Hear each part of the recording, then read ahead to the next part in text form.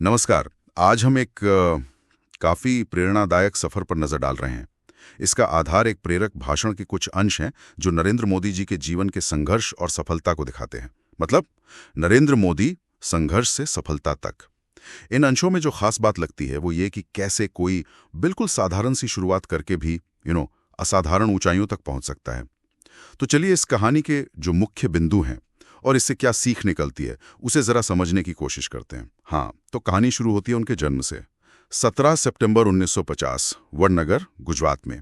जैसा इन अंशों में बताया गया है, पारिवारिक माहौल बहुत ही सामान्य था। पिताजी रेलवे स्टेशन पर चाय बेचते थे और बचपन में नरेंद्र मोदी भी उनकी मदद किया करते थे। यहाँ इस बात पर जोर है कि माहौल साधारण था, कोई खास सहूलियतें नहीं थी, लेकिन हाँ, सपने बड़े देखने का जज्बा था। जी हाँ। और दिलचस्प बात यह है कि ये अंश संघर्ष को कोई नेगेटिव चीज की तरह नहीं दिखाते, बल्कि एक ताकत बनाने वाले फैक्टर के तौर पर पेश करते हैं।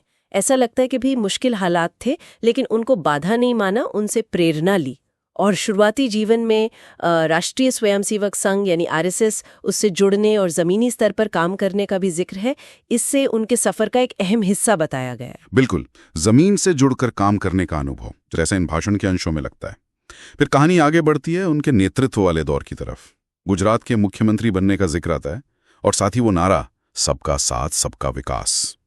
इसे एक विकास के मॉडल की तरह पेश किया गया है। सही कहा।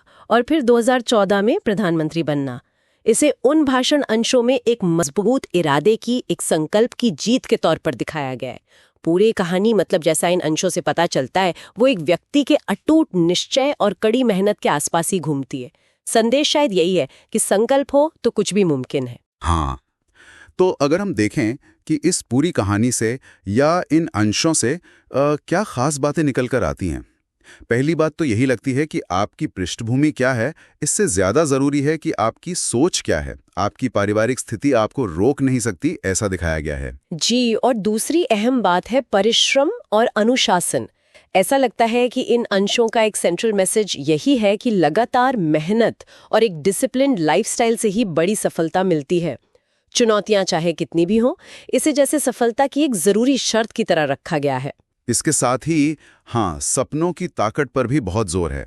कुछ पंक्तियां हैं ना, जैसे सपने देखने वाले ही इतिहास बनाते हैं या सपने ही भविष्य करते हैं।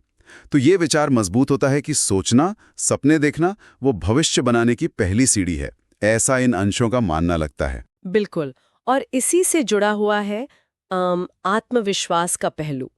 एक लाइन का जिक्र है कि जो खुद पर विश्वास करता है वही इतिहास बदलता है। इससे ये दिखाने की कोशिश है कि सेल्फ कॉन्फिडेंस कितना जरूरी है।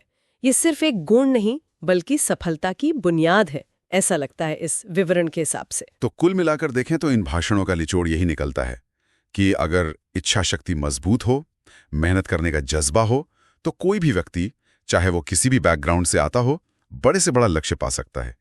चाय बेचने से प्रधानमंत्री बनने तक का जो सफर है, वो इसी विचार को साबित करने के लिए एक उदाहरण की तरह पेश किया गया है। हाँ, ये हमें सोचने पर मजबूर करता है। देखिए, ये अंश व्यक्तिगत दृढ़ संकल्प और मेहनत पर तो बहुत ज्यादा जोर देते हैं।